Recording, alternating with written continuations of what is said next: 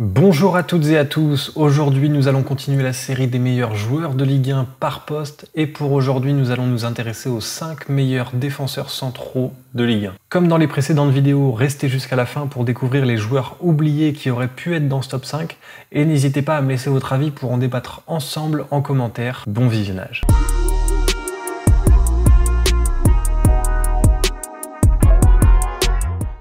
Mohamed Simakan est toujours un joueur du Racing pour le plus grand bonheur des supporters de Strasbourg. Mais jusqu'à quand? Le joueur de 20 ans qui s'est imposé en Alsace et qui semblait devoir partir déjà la saison dernière était finalement resté et a continué son ascension cette saison avec de très bonnes performances. Lui qui en est déjà à 19 matchs joués. Il a donc joué 100% des matchs de Strasbourg cette saison à plusieurs postes, mais son poste préférentiel où il est l'un des meilleurs en Ligue 1 est bien sûr en défense centrale. Malgré le classement compliqué de son équipe cette saison, il est donc le numéro 5 de ce classement.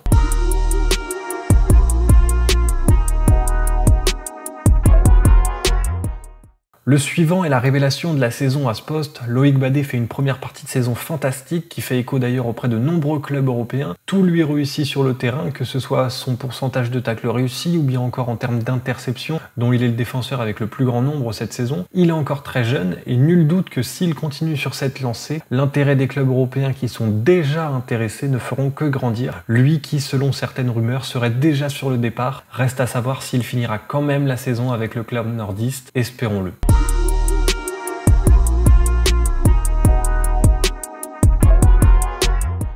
Le numéro 3 est lillois, pas surprenant vu les dernières performances du LOSC. Sven Botman est un incontournable de la défense lilloise avec José Font. Il est lui aussi très performant et est une bonne trouvaille de la part du LOSC. Acheté à l'Ajax pour 8 millions d'euros en vaudrait aujourd'hui au minimum 30 millions d'euros, même si le LOSC en demanderait dans les meilleurs des cas 50 millions.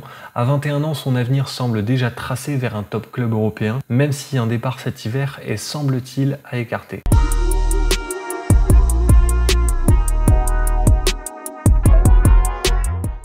Pour le deuxième et avant-dernier joueur de ce classement, nous serons globalement tous d'accord pour dire que Kimpembe est devenu l'un, voire le meilleur défenseur central de Ligue 1. Avec son coéquipier depuis maintenant de très longs mois, il a su gommer en grande partie ses faiblesses qui l'empêchaient de franchir un cap avec le Paris Saint-Germain. Ses faiblesses étaient notamment son manque de concentration sur 90 minutes. On s'en souvient, il pouvait faire un match de grande classe pendant 70 minutes et se déconcentrer sur les 20 dernières, qui ont coûté des buts et des mauvais résultats au PSG, mais comme je l'ai dit, il a gommé tout ça et c'est tout à son honneur.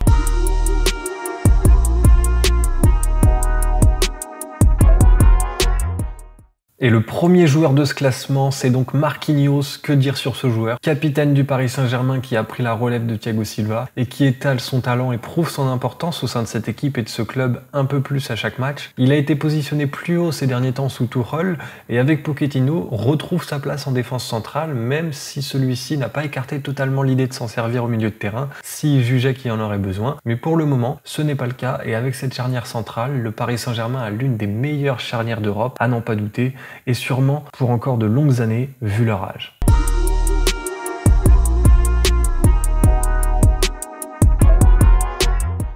Concernant les oubliés, on peut citer des joueurs comme José Font. Comme je l'ai dit tout à l'heure, il est malgré son âge encore très performant et apporte son expérience et un équilibre dans cette équipe du LOSC qui est vraiment agréable à voir jouer. Autre joueur oublié, William Saliba, de retour en Ligue 1 très récemment. Étant donné le manque de confiance d'Arteta à Arsenal, incompréhensible d'ailleurs, aurait pu aussi être dans ce top, tout comme Jason Denayer, le défenseur central de l'Olympique lyonnais. Voilà, c'est tout pour cette vidéo. N'hésitez pas, comme je l'ai dit tout à l'heure, à me laisser votre avis en commentaire pour en débattre ensemble. Et si ça vous a plu, abonnez-vous sans oublier la cloche des notifications pour ne louper aucune de mes prochaines vidéos. Et je vous donne rendez-vous très vite pour la suite de cette série où l'on parlera des meilleurs milieux de terrain de Ligue 1. Ciao!